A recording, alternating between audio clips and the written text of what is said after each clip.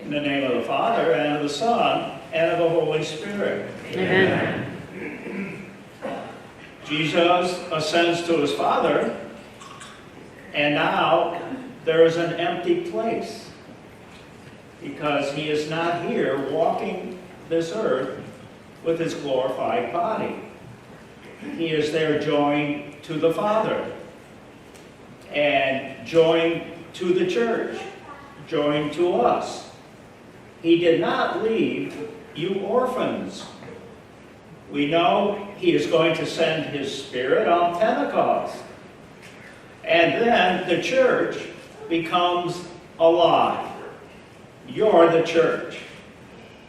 And now you're his voice carrying on his mission.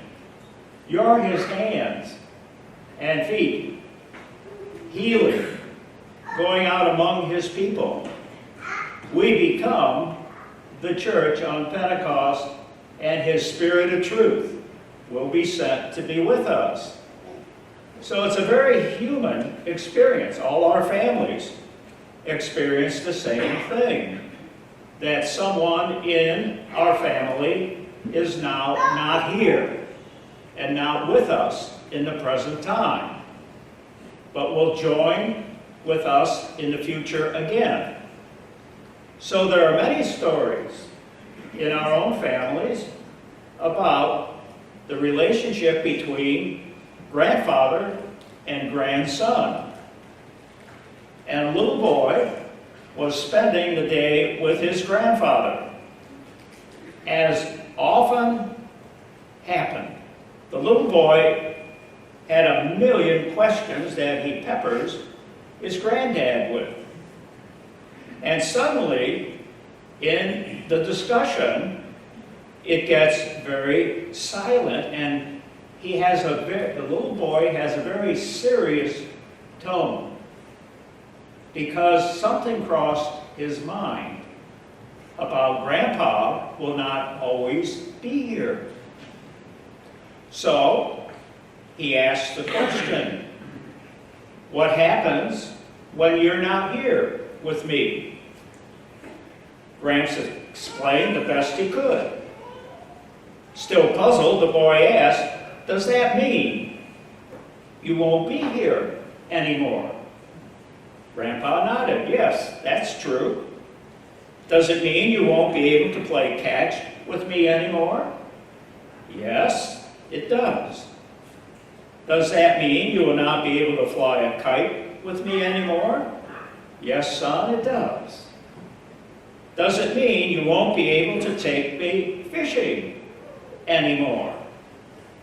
And Father Tom knows about that. And he says, yes, pal, it does. Well, Grandpa, when that time comes, who is going to do these things with me if you're not here? The wise grandfather explained, well, pal, when that date comes and time comes, we think of today's gospel. Jesus ascends to the Father. He's not here. It will be time for you to do those very things for another little boy. In today's gospel, Jesus prays for his future church, us, that we may be united completely in love that binds us to the Father, Father to the Son, and the Son to his church, to us. He creates a oneness, a unity among us. And his Spirit comes and cements. The Holy Spirit will cement that oneness with him and his church. That now his mission is finished, and ours at Pentecost began. Now you become his words. You become his hands in the world for him and take up his mission. It is a unity of complete love, embracing all peoples and all history, from Genesis to the gospel of the empty tomb, to the first Christian churches in the Acts of the Apostles, which we have been reading all this week, of Peter and Paul and the disciples out on mission. And they are preaching and establishing those first communities in the Acts of the Apostles of us, in our parishes, being united in mission and purpose and faith. Christ calls us to work for that sense of oneness, being united with one another, that sense of connectedness with those who went before us and those who are going to come after us, as the little boy is now beginning to sense the presence of Father will always be there. And so that connectedness is important for us on the Feast of Ascension, that he remains even though he is with his Father. And that oneness and connectedness will never go away. The physical, glorified body is not here. He is not walking the earth now. We are walking it for him.